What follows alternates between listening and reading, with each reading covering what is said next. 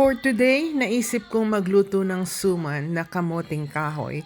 So ito, frozen ng aking binili, 6 na package, 1 pound each. So ayan, dinrain ko overnight para mawalis yung tubig.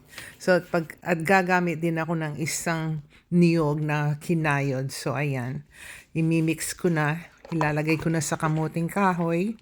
At gagamit din ako ng 1 stick of butter. So ayan, i-melt ko itong butter at isasama ko na rin sa ingredients. So ayan, pinor ko at lalagyan ko ng 3 cups of brown sugar. So pwede rin kayong gumamit ng white sugar. So ayan, aking imi-mix para mag-well combine lahat ng mga ingredients. So ayan.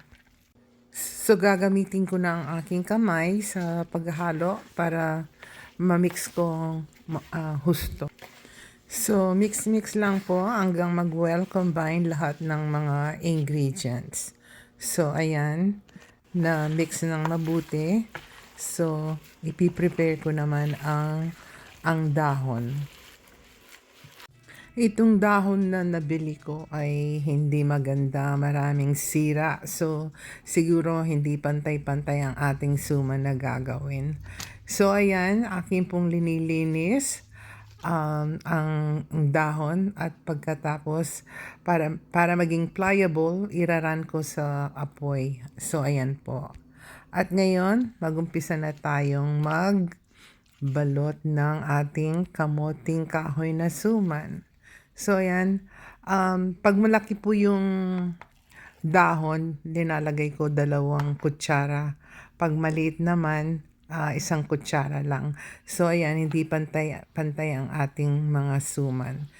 So, mayroon po akong natira, naubusan ako ng dahon, bibili lang ako sa tindahan. So, in the meantime, ilalaga ko na po itong nagawa ko 2 hours, for 2 hours. So, ayan, itong isa, binalot ko na sa foil kasi nabutas. So, ayan, atin na pong bubuksan ang ating suman na kamoting kahoy. So, ayan. Ito po ang itsura. At ating titikman. Ang sarap. Fine din pala eh.